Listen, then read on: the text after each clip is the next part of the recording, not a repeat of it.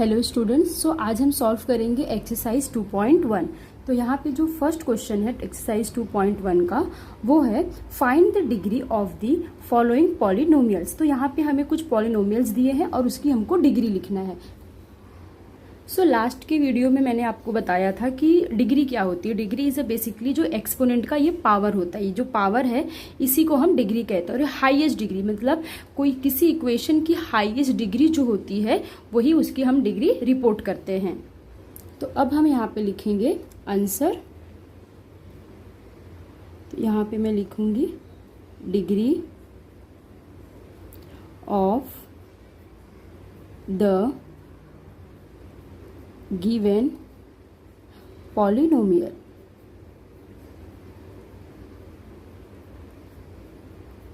तो यहाँ पे हम देखते हैं इस डिग्री क्या है। तो यहाँ पे हम देखते हैं जो वेरिएबल है x है, यहाँ पे भी वेरिएबल x है। यहाँ पे जो वेरिएबल x है उसकी डिग्री कितनी है 2 और यहाँ पे जो वेरिएबल है उसकी डिग्री है 1। तो यहाँ की हाईएस्ट डिग्री कितनी है 2। तो इस पॉलिनोमियल की जो डिग्री होगी वो होगी हमारी 2। नेक्स्ट करते हैं। नेक्स्ट है y⁻³ प्लस 2y माइनस 1। तो यहाँ पे भी देखिए जो वेरिएबल है वो y है और y की हाईएस्ट पावर कितना है 3 है। तो इसलिए ये जो पॉलिनोमियल है इसका जो डिग्री होगा वो 3 होगा। तो हम यहाँ भी आंसर लिख देंगे इसका degree of the given polynomial जो कि है यहाँ पे कितना है 3 है। यहाँ पे हम लिख देंगे 3। नेक्स्ट दिया है हमें -3।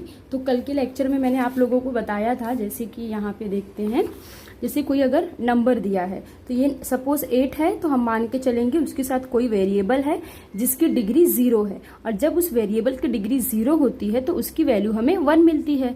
तो इसलिए ऐसे वाले पॉलिनोमियल को हम कांस्टेंट कहते हैं। तो यहाँ पे डिग्री कितनी होती है 0। तो उसी तरीके से जो हमारा क्वेश्चन है यहाँ पे -9, तो -9 की जो डिग्री होगी वो भी यहाँ पे होगी 0। तो यहाँ पे हम लोग लिख देंगे आंसर। सेम उसी तरीके से डिग्री ऑफ द गिवन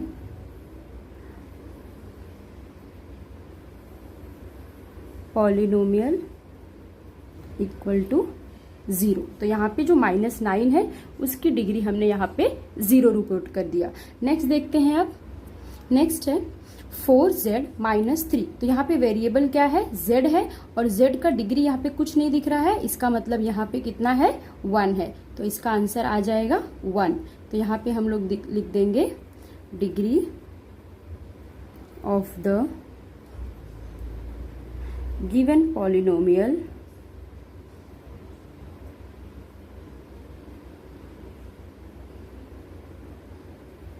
ये कितना हो जाएगा यहाँ पे 1।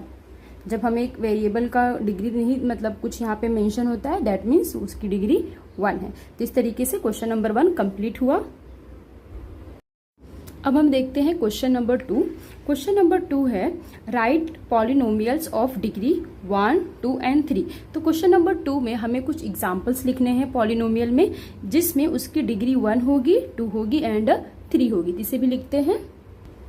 सो पहला है हमारा पॉलिनोमियल्स ऑफ डिग्री 1। तो हम एक ऐसा पॉलिनोमियल लिखेंगे जिसकी डिग्री 1 होगी। सो सपोज मैं यहाँ पे लिखती हूँ 5x प्लस 3। तो यहाँ पे अगर आप देखिए तो ये जो वेरिएबल है ये x है और इसकी हाईएस्ट डिग्री 1 है जो कि यहाँ पे हम लिखते नहीं है। तो ये हो गया एक एग्जाम्पल। नेक्स्ट एग्जाम्पल हम लिख सकते हैं 4z माइनस 3। तो यहाँ पे भी अगर आप देखेंगे तो z की जो डिग्री है वो 1 है। तो ये हमारा हो गया पॉलिनोमियल ऑफ डिग्री 1। नेक्स्ट हमारा है पॉलिनोमियल्स ऑफ डिग्री 2। तो यहाँ पे जो हमें पॉलिनोमियल्स के एग्जांपल्स लिखने हैं उनकी जो हाईएस्ट डिग्री होगी वो होगा 2। तो एक एग्जांपल हम यहाँ पे लिख लेते हैं जैसे कि 2x² माइनस 5x प्लस 2। तो अगर आप यहाँ पे देखेंगे तो जो मैंने वेरिएबल लिया है x है, यहाँ पे भी x है, यहाँ पे x का डिग्री 1 है और यहाँ पे x का डिग्री 2 है। तो ये जो पॉलिनोमियल है इसका हाईएस्ट डिग्री 2 है। तो एक दूसरा एग्जाम्पल भी लिखते हैं। सपोज यहाँ पे मैं लिखती हूँ 4y² प्लस 3y प्लस 7। तो आप यहाँ पे भी देख सकते हैं इस जो पॉलिनोमियल मैंने लिखा है इसका हाईएस्ट डिग्री यहाँ पे 2 है। उसी तरीके से नेक्स्ट वाला है पॉलिनोमियल ऑफ डिग्री 3। तो हमें अब ऐसा पॉलिनोमियल लिखना है जिसकी डिग्री 3 हो। और आपको पता होगा जो इस पॉलिनोमियल की डिग्री 3 होती है वो क्यूबिक इक्वेशन होता है। तो हमें एक क्यूबिक इक्वेशन लिखना है बेसिकली। तो इसका हम इस तरीके से लिख सकते हैं जैसे कि 2x³ plus 4x² plus 5x plus 6। तो ये एक जो पॉलिनोमियल मैंने यहाँ पे लिखा है इसका हाईएस्ट डिग्री यहाँ पे 3 है और ये इक्वेशन हमने यहाँ पे लिखा है। नेक्स्ट एक और हम लिख देते हैं। सपोज यहाँ पे मैं लिख रही हूँ 4y³ minus 2y² plus 5y minus 2। तो अगेन मैंने एक और पॉलिनोमियल लिखा है जिसमें इसकी हाईएस्ट डिग्री जो वेरिएबल है y है इसकी हाईएस्ट डिग्री 3 है। तो ये हो गया polynomial of degree 3। Hope so question number 2 आप सभी को समझा होगा। नेक्स्ट स्टूडेंट्स क्वेश्चन नंबर 3 है what are the coefficient of x² and x3 in the polynomial. तो यहाँ पे हमें एक पॉलिनोमियल दिया है जो कि है basically x⁴ minus 3x⁴ plus 6x⁴ minus 2x plus 7। और यहाँ पे पूछा है कि जो x² है और x³ है इसकी कोएफिशिएंट क्या है। तो स्टार्ट करते हैं इसे। सो लास्ट लेक्चर में मैंने आप सभी को बताया था कि सपोज ये मेरा वेरिएबल है यहाँ पे, तो वेरिएबल के साथ जो नंबर लिखा होता है उसी को हम कोएफिशिएंट कहते हैं। तो हम अपनी इक्वेशन देखते हैं। सो यहाँ पे जो हमें इक्वेशन दी गई है x⁴ minus 3x³ plus 6x² minus 2x plus 7। तो यहाँ पे पहले किसका कोएफिशिएंट पूछा है x²। तो हम पहले x² को लोकेट करेंगे। तो हम यहाँ देखते हैं x² यहाँ पे है और x² का जो कोएफिशिएंट है वो प्लस 6 है। तो यहाँ पे हम लोग लिख देंगे 6। नेक्स्ट किसका पूछा है कोएफिशिएंट ऑफ x⁵। तो x³ को हम लोकेट करेंगे तो देखेंगे x³ यहाँ पे है और जो x³ का कोएफिशिएंट है वो है -3। तो यहाँ पे हम लोग लिख देंगे coefficient of x³ will be -3। तो क्वेश्चन नंबर 3 में इतना ही हमें करना था। अब करते हैं question number 4। So question number 4 है what is the coefficient of z in the polynomial 4z³ plus 5z² minus 11। तो यहाँ पे हमें एक पॉलिनोमियल दिया हुआ है और यहाँ पे हमसे पूछ रहा है कि z का कोएफिशिएंट क्या है। तो इसे भी लिख लेते हैं।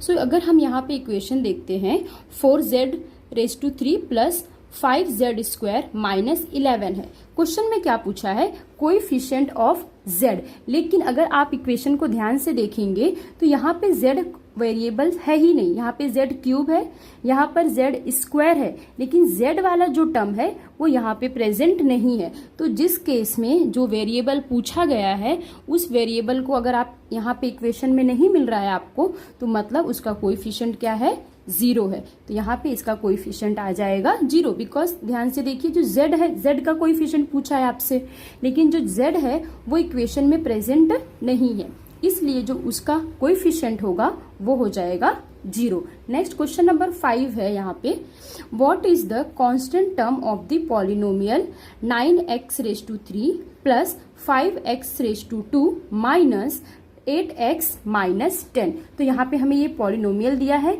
और यहाँ पे पूछा है हमसे कि कांस्टेंट टर्म क्या है।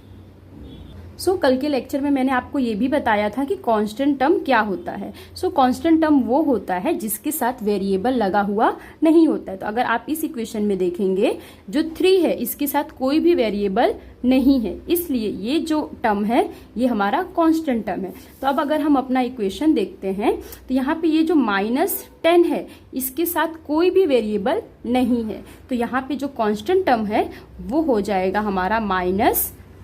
तो इस तरीके से क्वेश्चन नंबर 5 कंप्लीट हुआ और हमारा एक्सरसाइज 2.1 भी कंप्लीट हुआ।